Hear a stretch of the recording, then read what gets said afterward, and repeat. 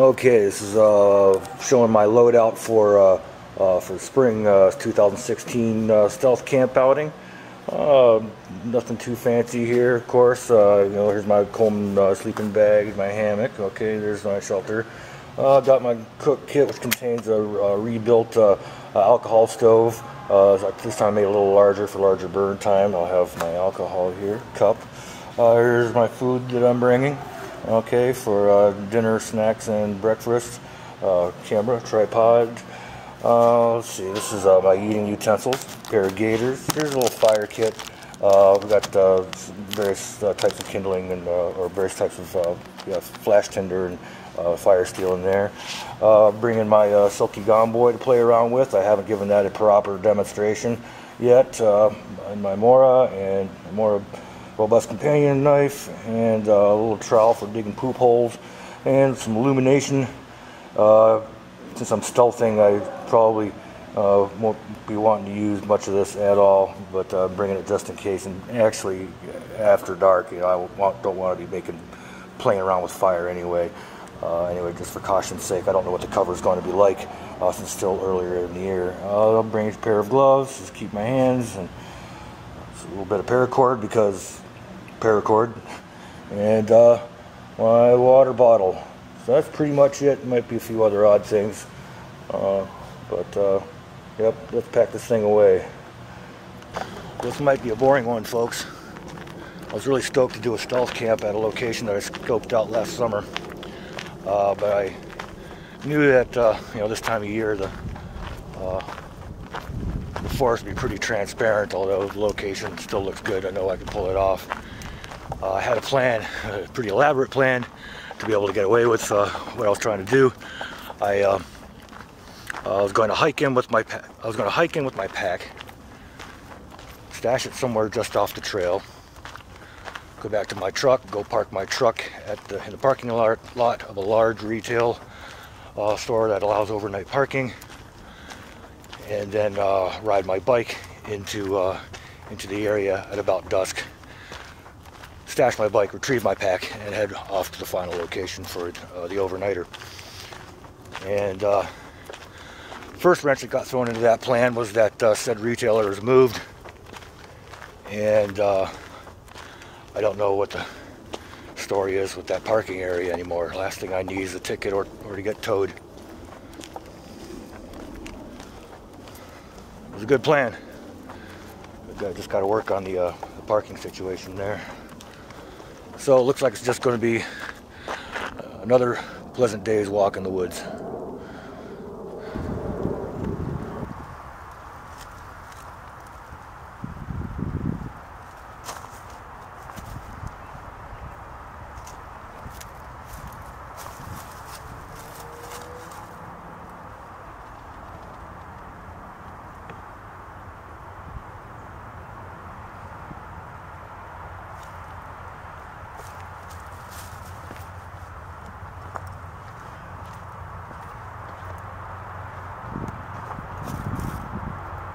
That's definitely new to me.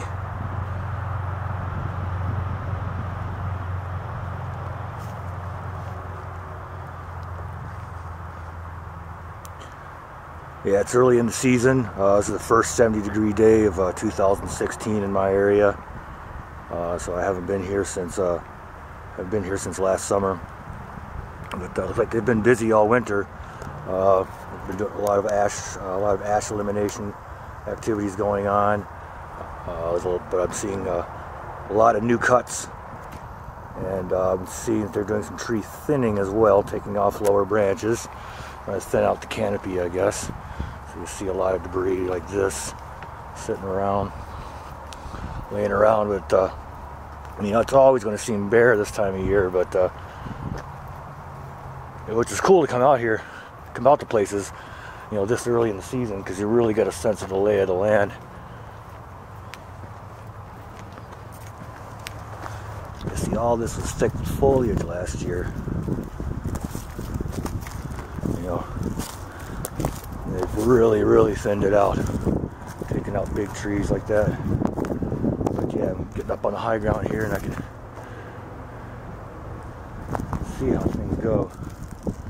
I think maybe I should put on my wind filter. What do you say?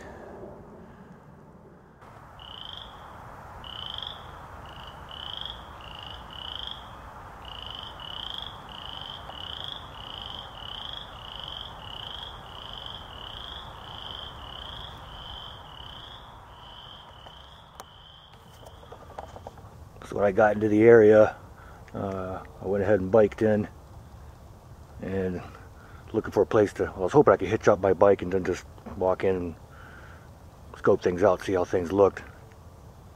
But there was no place to hitch my bike to anywhere. I didn't want to keep it out in the open, so I stashed it in the woods here.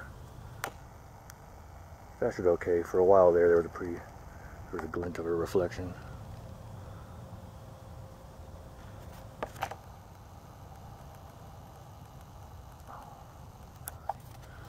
Time to demonstrate the Gomboy. Got here about that's about 3.5, 4 inches dead, dry, something or other. Not quite sure what kind of wood it is. Anyway, nice locking mechanism. I did discover today that you can strike a fire steel with this. The thing a lot of people don't like about the Gomboy is that it only cuts in the pull direction. I think it's a cool idea because you're not bending the blade. Let's see how it performs on this.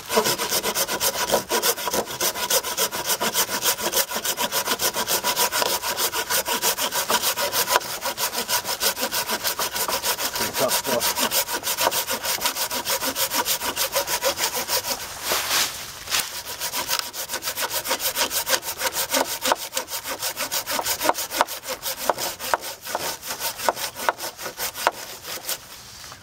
That's hard wood.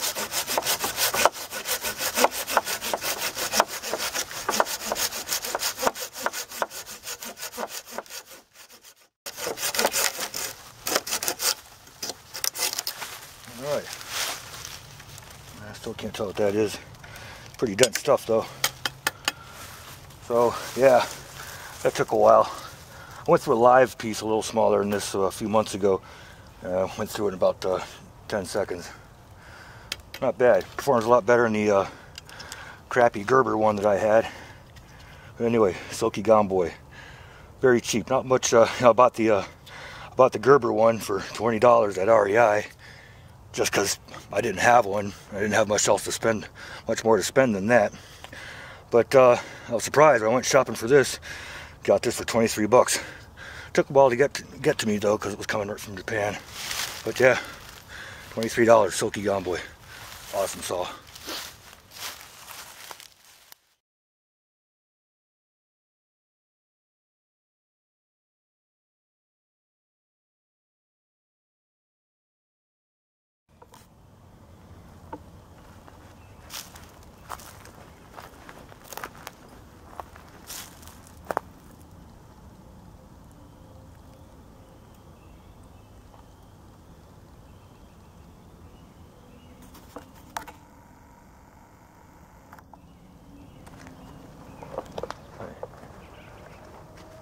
I really can't believe how open everything is.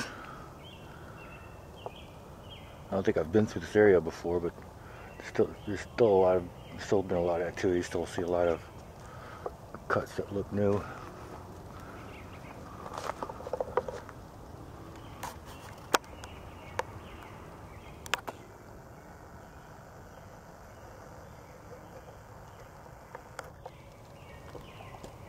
There's a few people out here with me on this trail. Shit, most of these are just game trails that I've been on.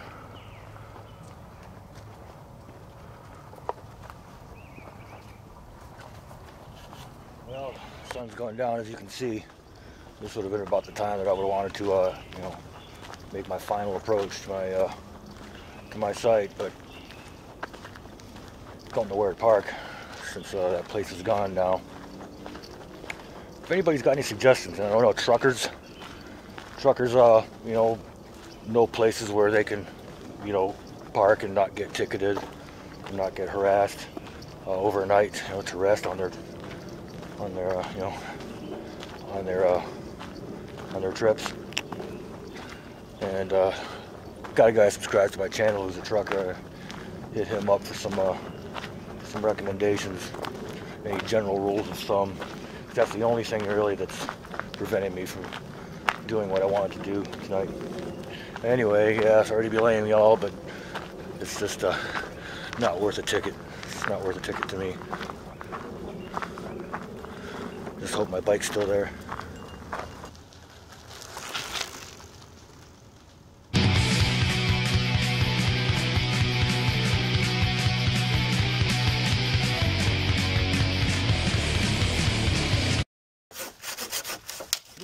There goes my sunglasses.